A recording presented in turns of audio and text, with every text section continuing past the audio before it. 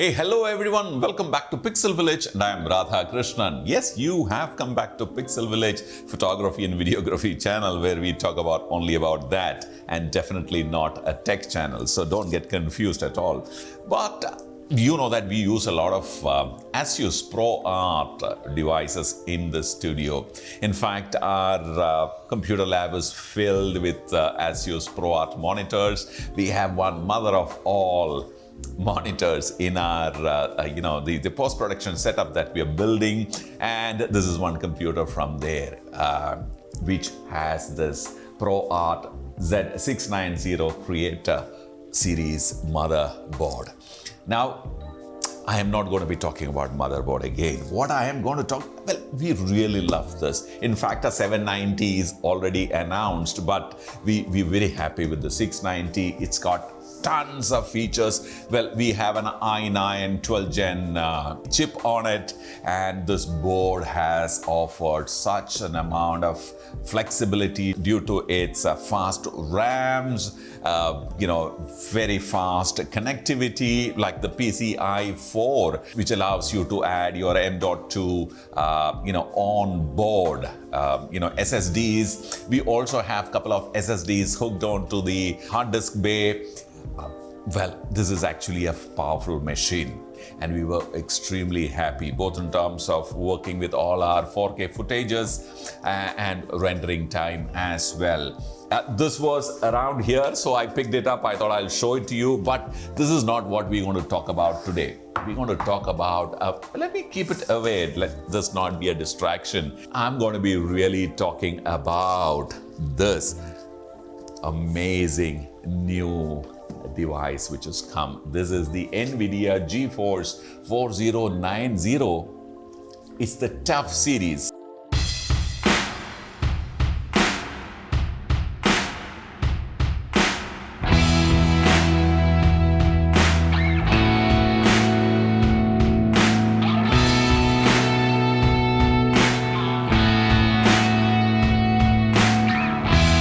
Like I said, we are photographers and filmmakers, so we don't really go into it.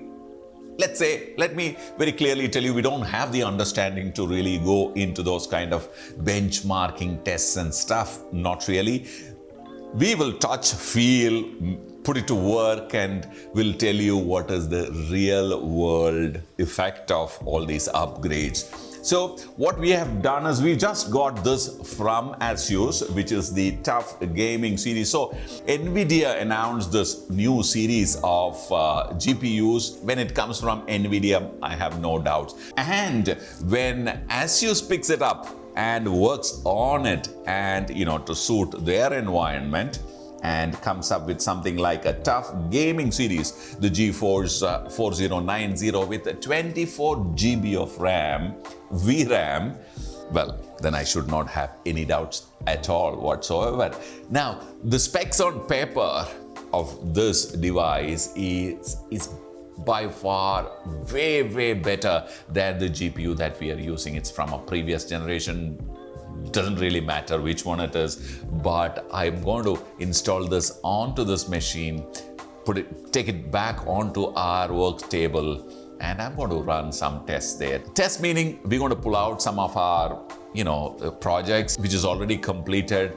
I know how much time it took to work on it, and I know how much time it took to render it, and I'm going to see how much this is going to help improve that situation and whether it is worth that extra money that this one is going to add. The biggest advantage of a PC these days, especially when the Macs have almost closed down any possibility of improvement once you bought it, the PCs these days kind of give you much more value for your money in terms of the service years. You can keep upgrading your device like this. For example, what we're doing today is one such activity. So let me take this guy out and just show it to you before I put it in. So let me do some, let's see, it's been quite some time since we've done some magic, right? So let me do this.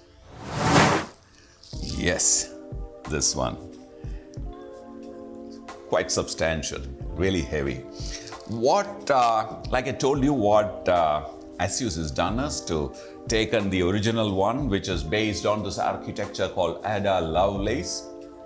I know that is the name of a mathematician, probably the first programmer, computer programmer. So this is, this architecture is named after him. NVIDIA has done this original architecture. ASUS has taken it, worked on it. Now, if you look at the 4090 from NVIDIA, the original one has only one fan. This has three of them because these gamers, because this is from the TUF gaming series, right? So they also have one from the ROG series. So ROG gaming, GeForce RTX 4090 obviously will be more expensive because that's a premium end. And unfortunately, they don't have one for the ProArt series. I hope ASUS will seriously consider creating a ProArt series of the NVIDIA, too.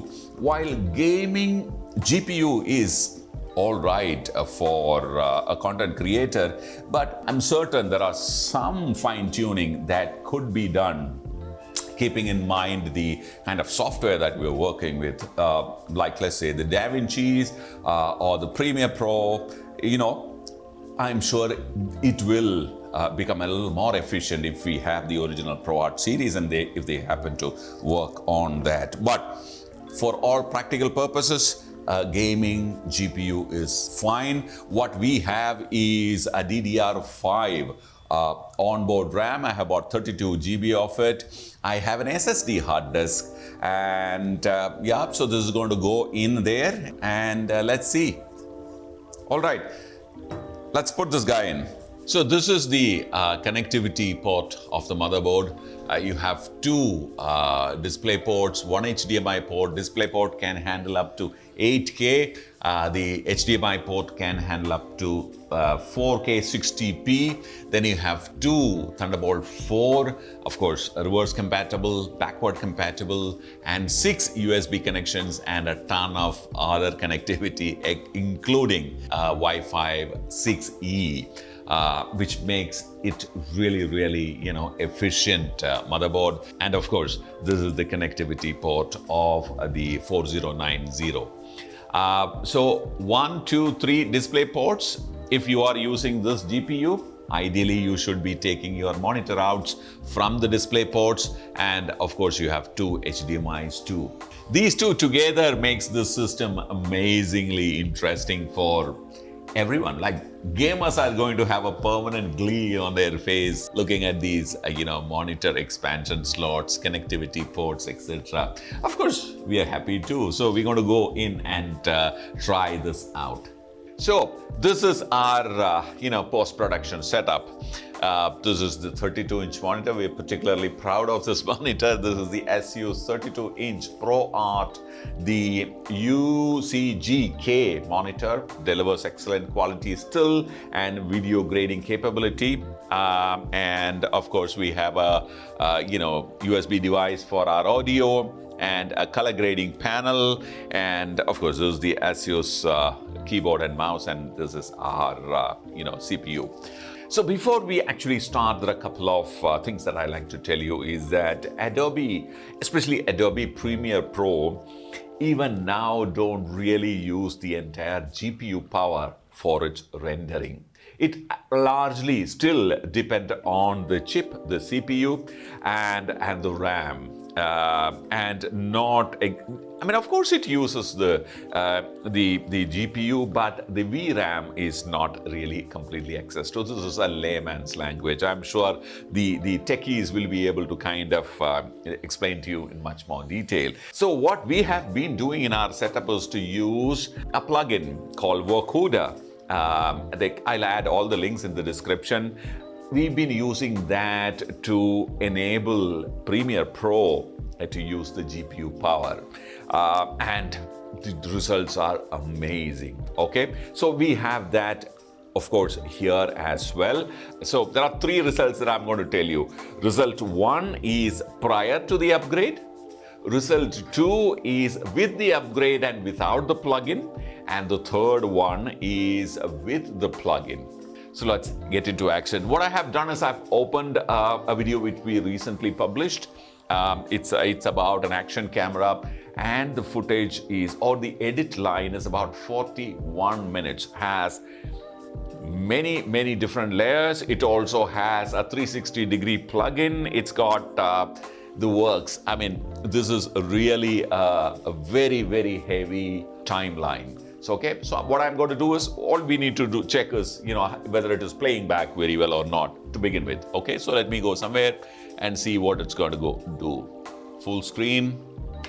Oh, like this 360-degree lens can shoot 5.6K video, and when you use with this 360-degree along with the Go, plays really well. Of course, it has a very fast, very high refresh rate of 120 FPS. It also is one of the brightest monitor. About 1600 nits is the peak brightness. Yeah, so these two things make this monitor extremely, desirable.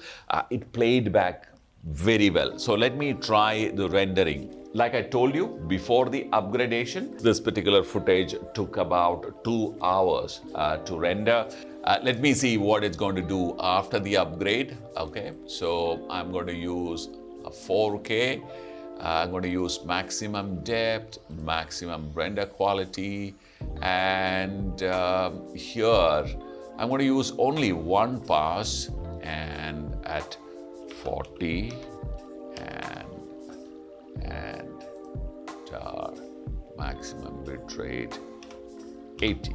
Okay, this is my standard setting, and it says it's going to be a 12 GB file. So let me export it now. So now, yeah.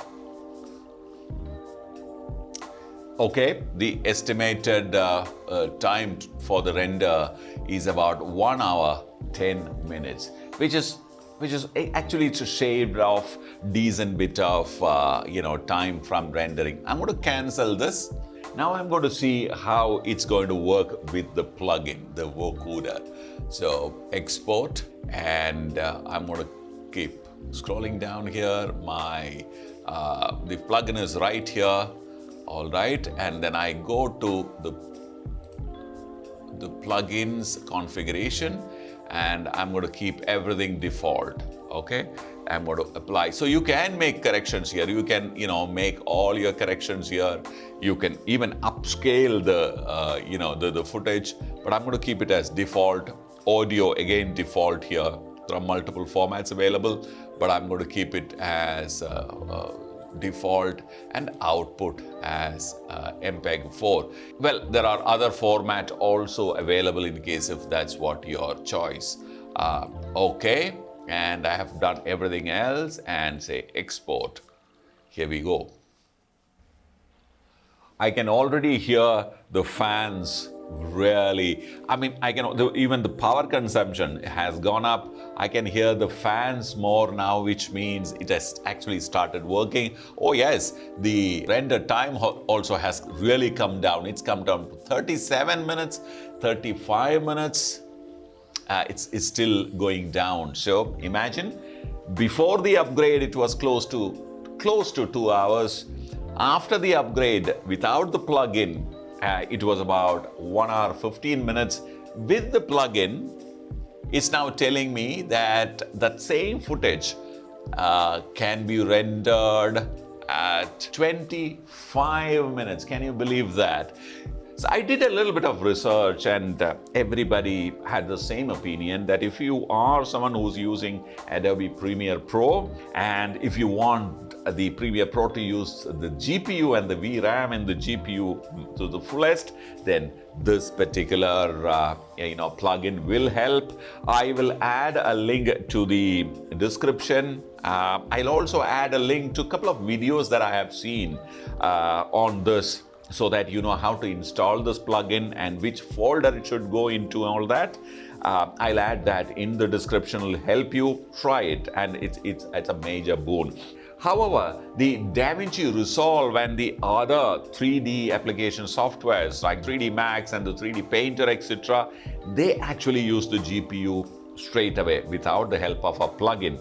However, there is a plugin available for DaVinci from Voukoder. The upgrade, definitely, I have to assume that the upgrade is definitely helped, because with the help of this particular plugin, my rendering time has come down to probably 1/4, and brilliant. It also allows you to render in multiple formats. So that's something which I am really happy about. So I don't have any reasons to doubt about this new GPU that we have used, which is the ASUS TUF Gaming GeForce RTX 4090. Of course, there are very media-centric, these kind of work-centric GPUs available from NVIDIA, like the Quadro series and the ones above, Titan. Well, the works, but they are many, many, many times more expensive than this. And I know of studios who use 2 or 3 or 4 of them in tandem. So anyway, that's sky is the limit. But we are really happy about the performance, and we're really looking forward to putting it through its paces. We'll keep you posted.